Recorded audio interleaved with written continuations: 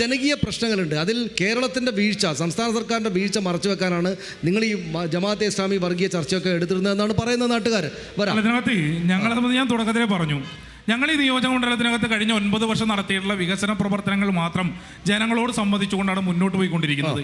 അതിനിടയിൽ സ്വാഭാവികമായും ആളുകൾക്കിടയിൽ ധ്രുവീകരണം സൃഷ്ടിക്കുന്നതിന് വേണ്ടി ഇത്തരത്തിലുള്ള വർഗീയ സംഘങ്ങളെ കൂട്ടുപിടിച്ചുകൊണ്ട് ഈ തെരഞ്ഞെടുപ്പ് രംഗത്ത് നിലയുറപ്പിക്കുന്നത് ആര് എന്നുള്ളതിനെ സംബന്ധിച്ച് ഈ നാട് കണ്ടുകൊണ്ടിരിക്കുന്നുണ്ട്. അതിനെ സംബന്ധിച്ച് ഈ നാട്ടിലെ ജനങ്ങൾ, വോട്ടർമാർ വിലയിരുത്തട്ടെ എന്ന് തന്നെയുമായി ബന്ധപ്പെട്ട് തീർച്ചയായും നമുക്കറിയാം, നമ്മുടെ നാട്ടിൽ നിലനിൽക്കുന്ന വനനിയമങ്ങളുമായി ബന്ധപ്പെട്ട് വനനിയമങ്ങൾ യൂണിയൻ ഗവൺമെന്റ് അല്ലെ കേന്ദ്ര ഗവൺമെന്റിന്റെ പരിധിക്കകത്തല്ല എന്നുള്ള അഭിപ്രായം കേൾക്കുന്നുണ്ടോ? അരനൂറ്റാണ്ട് മുൻപുള്ള അങ്ങേയറ്റം മനുഷ്യത്വ വിരുദ്ധമായിട്ടുള്ള വനനിയമങ്ങളാണ് ഈ നാടിനകത്ത് നിലനിൽക്കുന്നത് എന്നുള്ളതിൽ ഒരു തർക്കവുമില്ല. കാലോചിതമായ പരിഷ്കരണം, ക്ഷുദ്രജീവികളുടെ പട്ടികയിലേക്ക് പന്നിയെ ഉൾപ്പെടുത്തണം എന്ന ആവശ്യം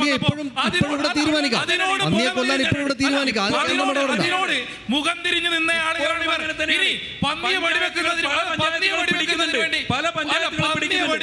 വേണ്ടി ഇപ്പൊ പഞ്ചായത്തുകൾക്ക് അവകാശം ലഭിച്ച് ഇവർ ഇടപെടലിന്റെ ഭാഗമായിട്ടാണോ നിങ്ങൾ അതിനോട് പുറത്തിരിക്കുന്ന ഘട്ടത്തിൽ ബഹുമാനപ്പെട്ട നീതിപീഠത്തെ സമീപിച്ച് ബഹുമാനപ്പെട്ട കേരള ഹൈക്കോടതിയിൽ പുറപ്പെടുവിച്ച ഉത്തരവിന്റെ അടിസ്ഥാനത്തിലല്ലേ, അതിന്റെ തുടർച്ചയിലല്ലേ സംസ്ഥാന സർക്കാരിന് ഉത്തരവിറക്കുന്നതിന് വേണ്ടിയും അതിന്റെ അടിസ്ഥാനത്തിൽ പഞ്ചായത്തുകൾക്ക് വെടിവെച്ച് കൊല്ലുന്നതിന് വേണ്ടിയിട്ടുള്ള അവകാശം ലഭ്യമല്ല.